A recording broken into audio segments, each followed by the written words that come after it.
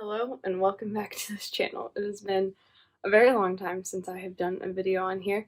I think the last one I did was Mother's Day of 2020. So I kind of started this channel when all the COVID stuff was happening, and I wanted to write about the books that I was reading and talk about them.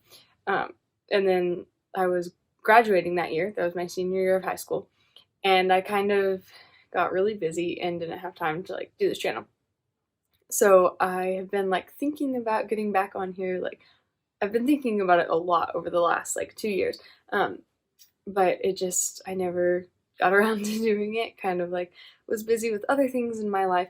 It's funny, over the last year, I've read way more than I ever have in my whole life.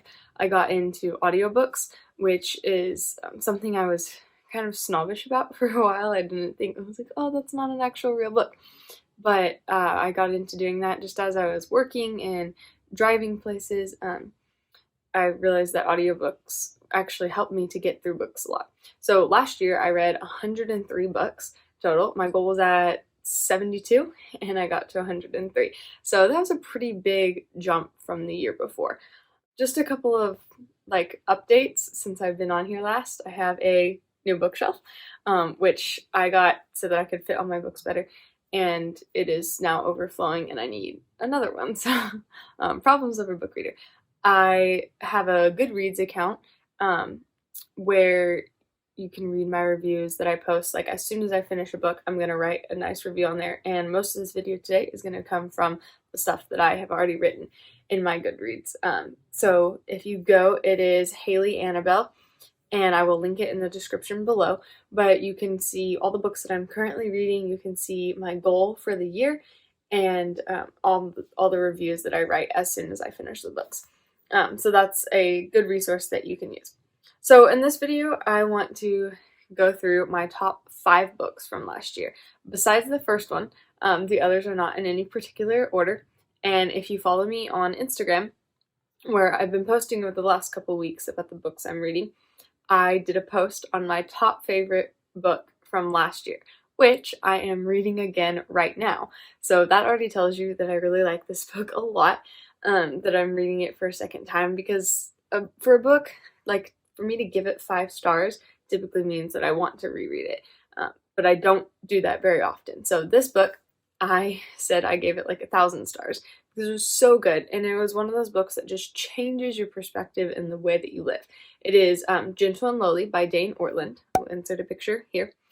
And the subtitle is The Heart of Christ for Sinners and Sufferers. This book will completely change your perspective on just living the Christian life. It's all about who Christ is and what his deepest heart is. So we know all these different things about Christ and all these different doctrines in the scriptures, but do we really understand who Christ is at his core and the reason behind why he does everything? So in my review, I said, you never really know how much you don't know, right? Until you learn. I'd never even thought about this before. What does the heart of Christ have to do with my life? And then reading this book totally changed my perspective on who he was. Ortland, faithfully and biblically, he opens up the passages that touch on Christ's heart toward his people, and there's a couple on the Father's heart. He specifically talks about the verse from Matthew. I can't remember which verse it is. The one that says, he is gentle and lowly of heart. I can't remember the full verse, but that's where he gets the title. And then each chapter, he's going through a different verse that mentions Christ's heart. Come to me, all you who are weary and heavy laden, and I will give you rest. And those who come to me, I will no wise cast out. So he goes through and just kind of exposits each different verse that we find in the Bible that really shows who Christ is most deeply. So it doesn't talk about what he did, but who he is, which was really fascinating, because I think we can get caught up so much in what he did and then focus on ourselves and how that changes us, which has a place, right? But it is really nice just to learn about who he is and the love that he has for us. So this is one that's just been forgotten in our modern church.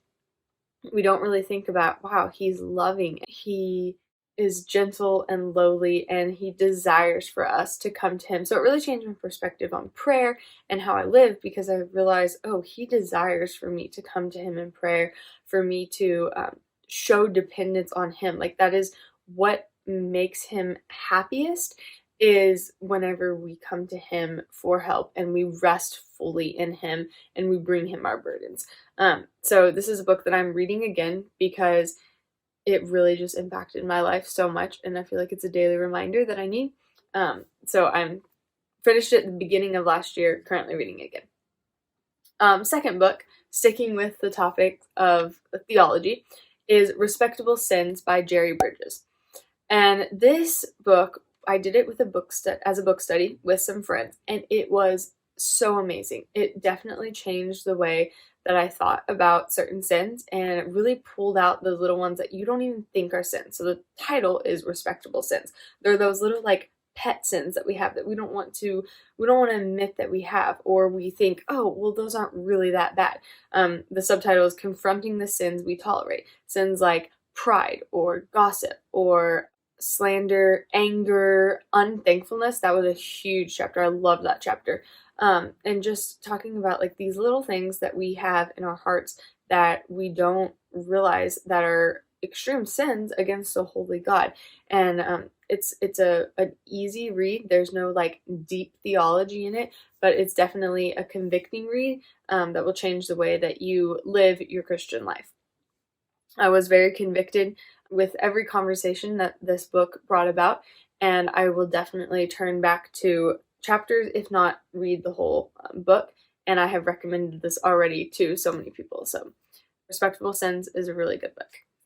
And then third is Passion and Purity by Elizabeth Elliot. This is a book that it was just really enjoyable. I didn't necessarily agree with everything. So it's by Elizabeth Elliot, and it's about her relationship with her husband, Jim Elliot. And it was so fascinating to hear like the biographical aspect of it and how they went through their love story, and from meeting to being married, like how they navigated that. Obviously, I don't agree with every little bit of theology or every little thing that she did. Everyone has different convictions in different areas, but it was just really helpful for me to read that and to just see someone else's perspective and someone else's struggles through the things that we struggle with as young women. So that was a really good book. I gave that one 5 stars. I think one thing that was really interesting is that, yeah, I don't agree with everything that they did, but it did give me perspective on the fact that everyone's story is different and everyone can do things a different way. And that doesn't mean that it's wrong, but God is sovereign over all of those relationships, and he will find a way to bring it together. It was just really interesting. And if you know anything about Elizabeth Elliot and Jim Elliot, it is really fascinating to hear the way that they met and see the way that they lived their lives together. So that was a really good book. Getting into some fiction, I read Titus, Comrade of the Cross by Florence Morse Kingsley. This is a Lamplighter book. Lamplighter is a company that finds old books and republishes them with a nice cover, and these are mostly books that we haven't heard about before, anywhere from like the 1500s to like the 1800s. This one is about Titus, someone living at the time that Jesus was alive, and so it kind of goes through and follows all the different stories about Jesus in the Bible. I didn't actually like it in the beginning because I thought, oh, well, this is really improbable that he would be there. But it really just made me think about those stories in the Bible and that they actually happened, and Jesus was there and he was a person and there were people around him seeing it. And it was really cool to be able to see Jesus' impact on all the people around him and the other characters that were around him, like Caiaphas and Pilate. It was a really neat book. So I would highly recommend that. It's historical fiction, so not all of it is true, but it really did help me to see the Bible differently, and it was enjoyable to read some historical fiction on that. So that was good. And then lastly, The Last Days of Night by Graham Moore.